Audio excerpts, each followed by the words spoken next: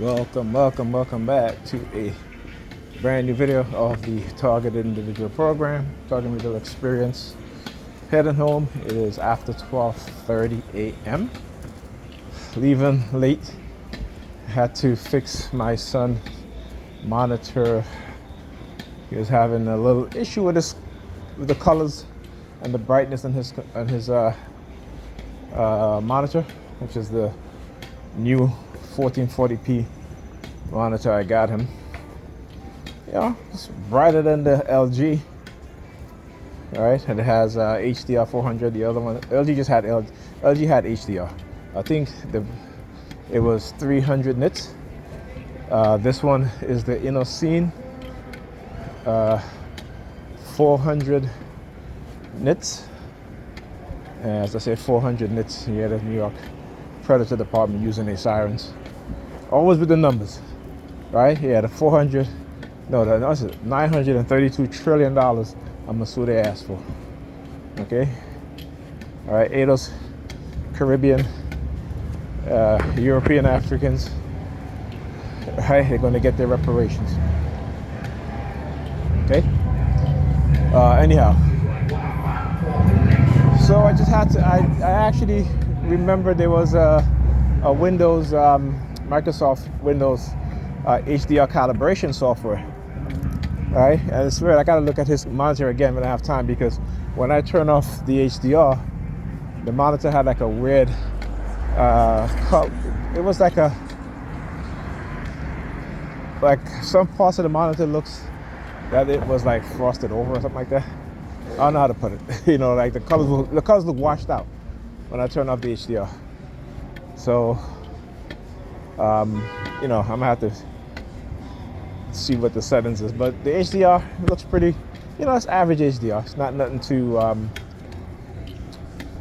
write home about. I know my Vizio television is HDR HDR 600, I think mine is, because I have a Quantum Dot, a couple years old. It's HDR 600, I think, and it looks pretty good. I haven't watched movies in a while on it. I was having some issues with it where I would be getting these weird lines as if the screen was broken, but that wasn't it. I turned it off. I actually unplugged it and left it off for like a month. I used to just unplug it and plug it back in, and it would fix the issue. And then I had to leave it off for like a week. Then I fixed the issue, and then I left it off for like a good two months. And I fixed the issue. I did an update, and I haven't really had that issue since. But I will never buy another Vizio television again. Okay. Just from that experience. I had a Samsung Plasma. My Samsung Plasma never went out. I would have just kept the Plasma, because the Plasma was pretty damn good, let me tell you. And to be honest with you, the Plasma and the 4K, I mean, it does give you I see the benefit is the colors, that's really, but the Plasma has a good amount of colors too, because again, Plasma television, we're not talking about, we're talking probably about, I think it was like, what is it, 64 million colors instead of the normal 16 million colors for 1080p, in terms of LCD and LED television.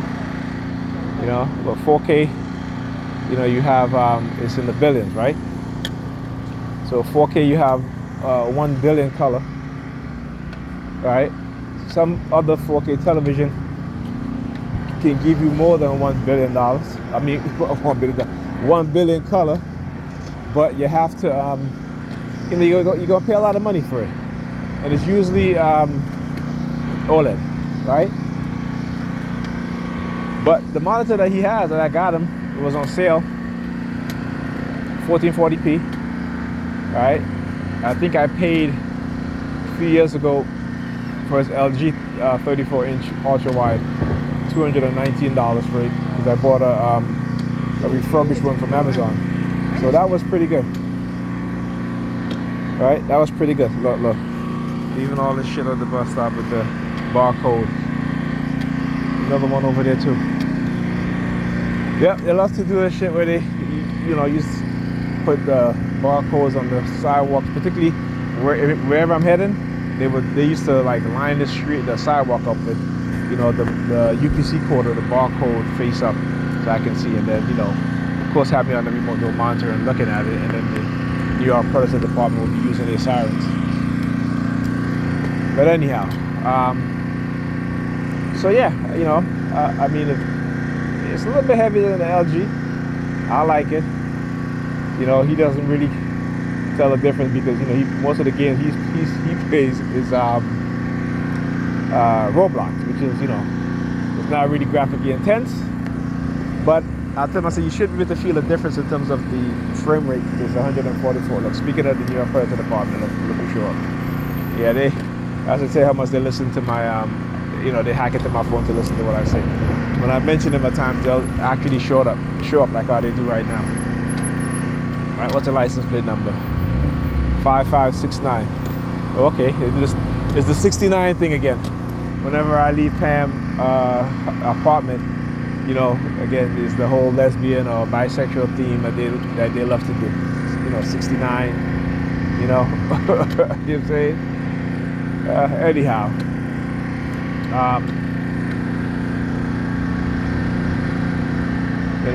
It just lets you know that these are the people who are engaging in cognitive warfare and neurocognitive warfare, actually creating alternative lifestyle within people's minds, right? They're literally manipulating people and doing it through trauma programming, right?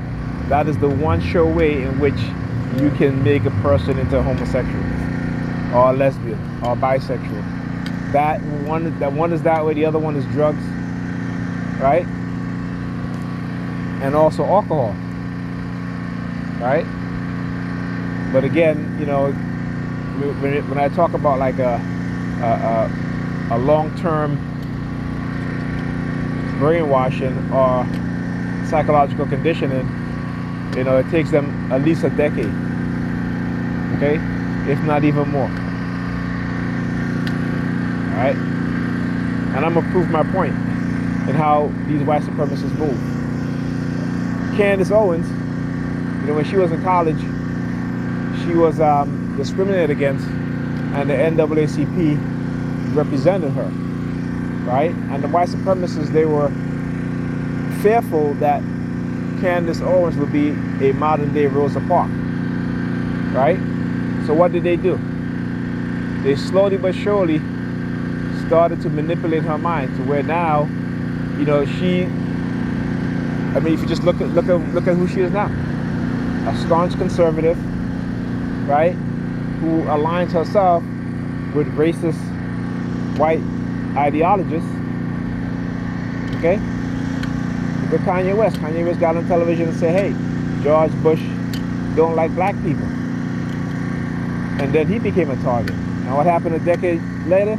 You start to see how he started to change. Okay? And it's a change within yourself that you don't recognize. You think it's a natural change, but it's not. Okay?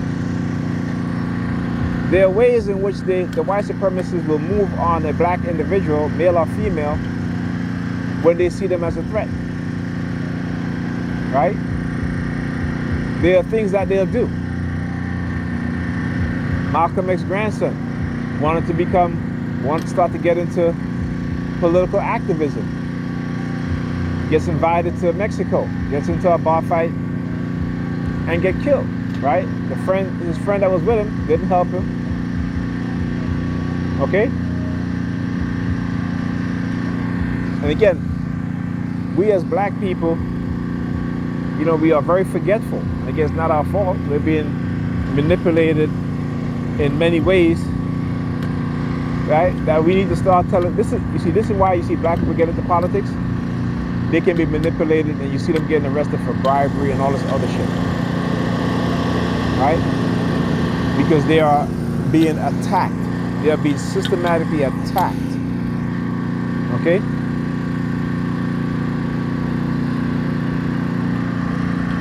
So, when you're a black politician, you need to understand COINTELPRO is still alive today. It has never went away. And so we need to start teaching our young people about COINTELPRO and keep reiterating into their mind until it's solidified in our mind as a people, old and young. As I said, oh, you hear the car horn. Yeah, there was a subliminal message that, targeted, listen, I already know this already, right? The first decade of my targeting, when I started to find out information about what's happening to me, right? I already knew. Because they understand the type of personality that I have. That I'm going to try to figure shit out. And when I do figure shit out, I'm going to expose it. So they have every vested interest, 1, to get rid of me. 2, to discredit me. 3, to use the people around me to do it. 4, that when I become conscious enough to understand and do the research to understand what was done to me and what they continue to try to do to me, and if I don't fall for it anymore, is to engage in a method of, well, we're going to entrap you, and we're going to keep you trapped. We're going to use the law to abuse you. We're going to use psychology to abuse you and to discredit you from speaking out about being illegally migratory. So they know, and they know that I know. This is why, like I said, whenever I used to say the word knowledge, or whenever I go to read anything, they would use the sirens to try to deter me from learning. Right? This is what they do. This is what the white supremacists do. Particularly learning about black history and black people. Right? Learn about the true history, not the history that they teach, the lies that they've taught us. Okay? Not the lies that they taught us. Right? And I always say, for black people, we look at these documentaries and we see what black people did in Kemet, which is Egypt today. Right? And black people will go to, the religious one will go to Israel, and they'll go and they'll look at these little caves and shit like that, and they're in awe, while totally ignoring the fact that their ancestors built monuments to which the world has never seen in ancient time. Okay? That even the Greeks couldn't replicate. That even the Romans couldn't replicate. Okay? They try. So they'll try to, these white races will be like, oh, the Greeks, the Roman columns and Greek this and that. No, they got that from Africans. Africans created those columns, and then they took what we built, try to recreate it in a smaller scale, and make a big deal out of it. Okay? Right?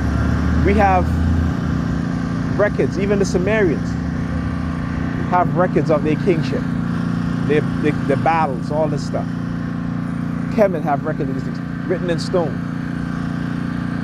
right? Or written on ancient papyrus. You can't find none of that shit when it comes to,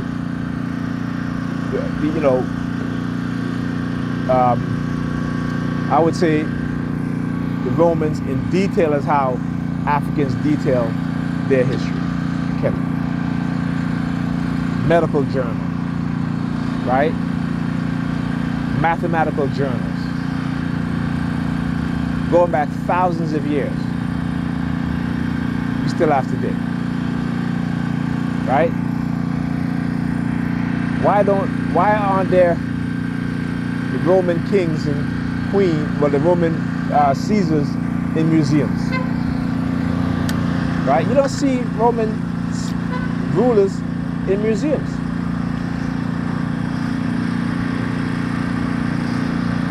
But you see African rulers and leaders.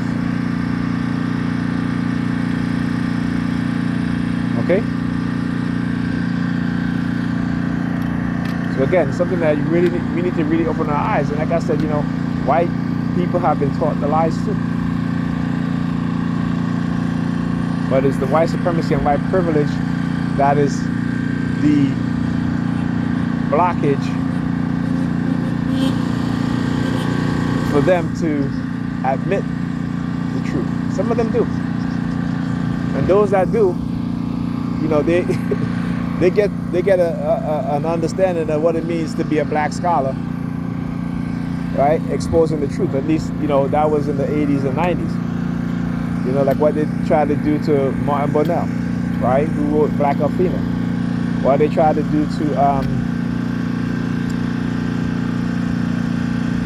what's his name?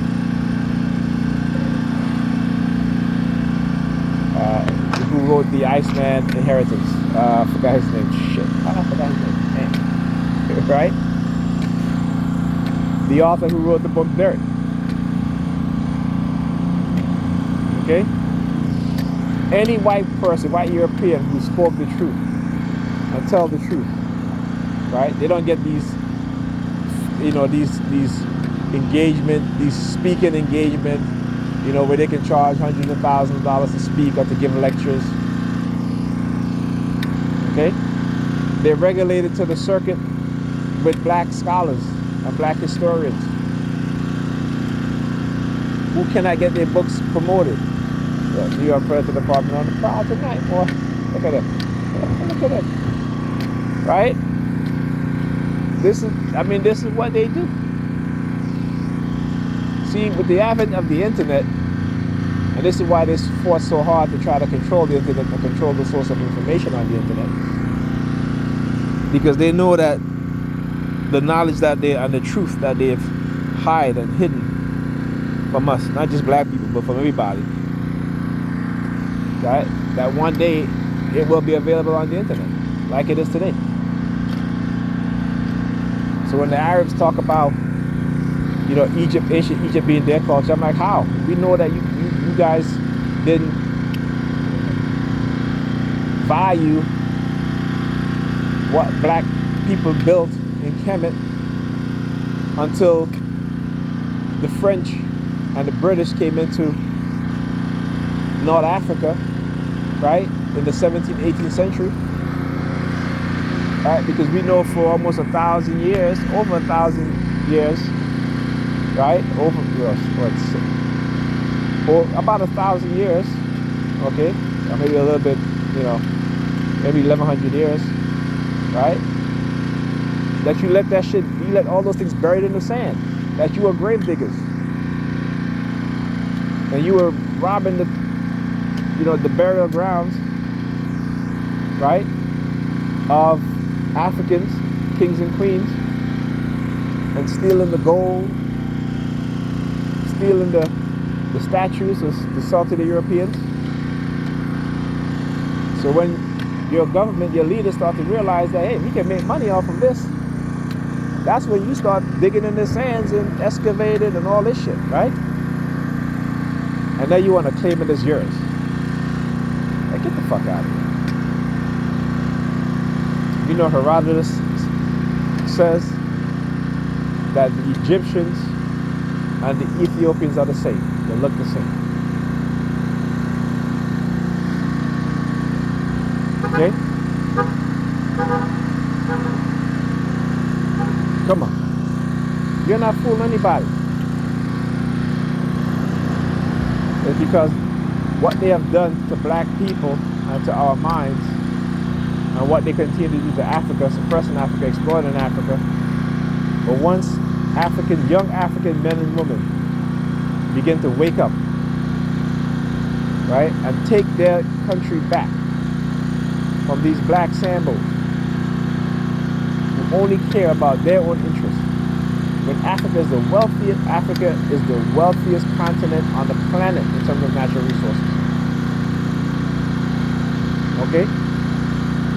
Africans should not be living in poverty, but because African countries are beholden to European financial system.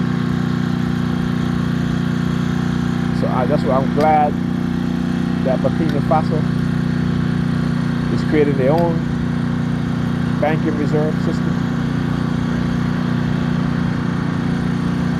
Because Europeans never gave anything back to Africans and to Africa. They just take. Pillage and plunder. Look. yeah. They take, they pillage and plunder. And when China start investing in Africa, start helping to build cities, you go look at the African cities today, and they were built with the help of China, not the US, not France, not Belgium, not Germany, not the Netherlands, but China. Okay?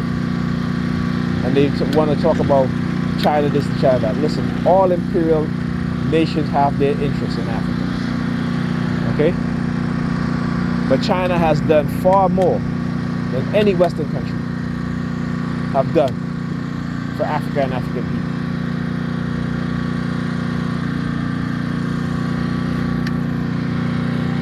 Okay, so say what you want about China.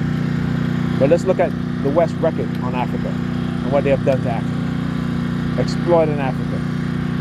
Western so-called organization like the Red Cross and all these other organizations, right?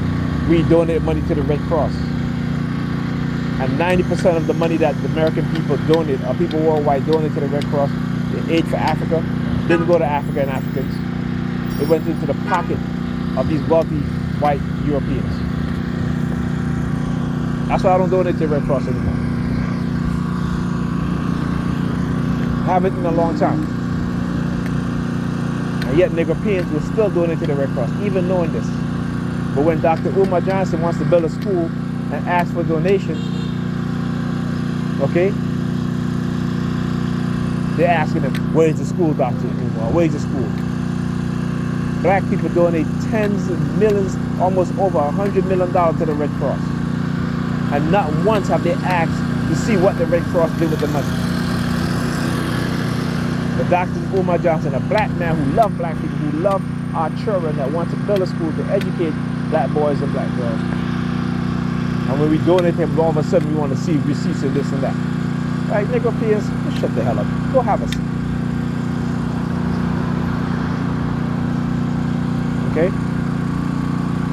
Not only do we have a fainted idea of the type of money it takes to build a school, to finance a school and run a school, they think because, we donate over $600,000.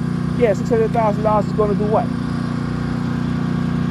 Look at the school in Akron that LeBron James partnered with the Department of Education. And again, he didn't even pay for the school. It wasn't his money, it was the taxpayers' money. But he lent his name, his credential to the school. Okay? And he takes care of some of the financial needs of the school and the students. Go and look up how much money that school costs to build.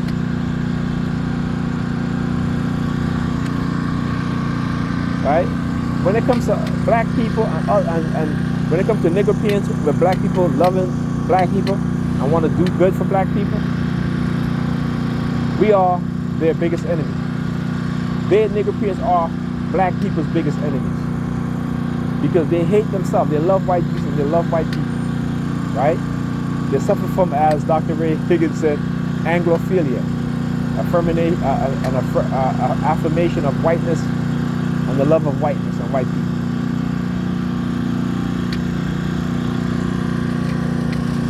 Okay? You got all these black celebrities. Not one of them said, hey, let me write a check for Umar Johnson. Right? Dr. Dre giving, what, $40 million to Stanford University. The fuck, Dr. J, you went to Stanford? Right? Meanwhile, you have HBCUs, right? Historically black colleges. You don't give one penny to them. But you give $40 million to Stanford, like you went to Stanford. Please, they wouldn't even, when you was a young man, you couldn't even go into Stanford. They'll have your ass arrested. But you're giving, tens of millions of dollars to Stanford. We are our own worst enemies. We love to be praised. We love to be praised for doing the work of white people. We love to be praised for uplifting white supremacy and whiteness. So when it comes to who we are as black people, our history, our culture, supporting those who support us and who love us and who care for us enough to give their lives, to suffer, knowing that when they speak on certain issues that they are going to, look, what's going on there? When you're a Predator department, they're on there flashing their lights, let me tell you. As I was saying, when it comes to those of us who stand up and speak out against the injustices against black people, we are shunned. They're calling us racist. Can you imagine that shit? Your very own people calling you a racist because you're speaking the truth. Meanwhile, these white racists are poisoning their children. The very same people that are calling you racist for calling white people on their racist shit, the Negropeans, their children are getting poisoned. They're getting poisoned. Right? They're getting used and abused by the system of white supremacy. Right? The white predators ticketing them like crazy to the tune where New York City had to pay over $500 million. All right? Yeah. But we're crazy. Like, get the fuck out of here. But we're racist. I swear. The minds of our people, the minds of my people. Love them, but, you know, it ain't going to be no